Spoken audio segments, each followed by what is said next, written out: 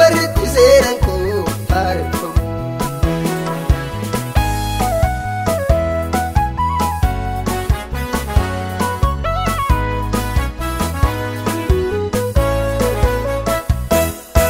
Arraan malee abdii jiraa dura koo dhiisee deemuu danee gaddaa qabu. Haala ilaalee rakkinarraan odeessu loon dhufaa herrega koo sirreessu. Abdiin kutuu waa tokko yaadadhaa dandeenya dhalaa. Jarjaruu suutaan gooftaa wajjin waliif garaa. Waa argaam namnobsaa waaqayyoon geeggeeffamu.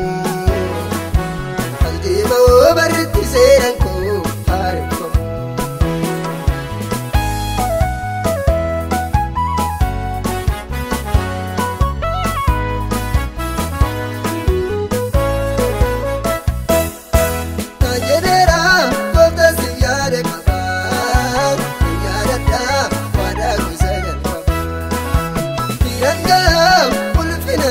Yaadameen waan hafuu harka mormaatti godhame.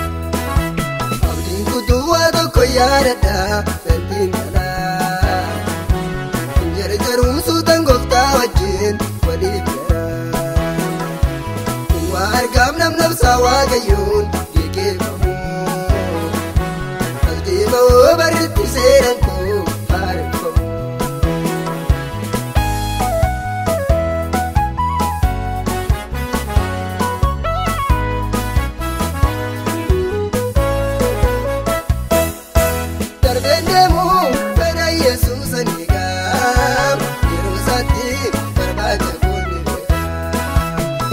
Baay'ee humni koo nyaata mul'een naafee biyyaa gatiin guutuu mul'een. Abdiin kutuu waa tokko yaadadhaa dandeenya dhalaa. Jarjaruu suutaan gooftaa wajjin waliif garaa. Waa argaam namnobsaa waaqayyoon geeggeeffamu. Aldeemaa barreetti seenaan koo faarfamu.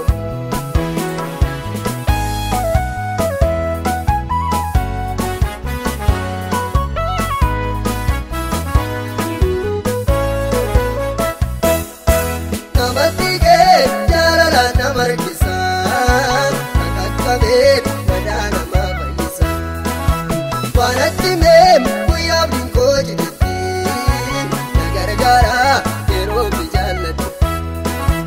Abdiin kutuu waa tokko yaadadhaa dandeenya dhalaa. Jarjaruu suutaan gooftaa wajjin waliif garaa.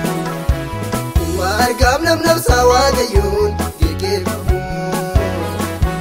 Aldeemaa barreetti seenaan koo faarfamu.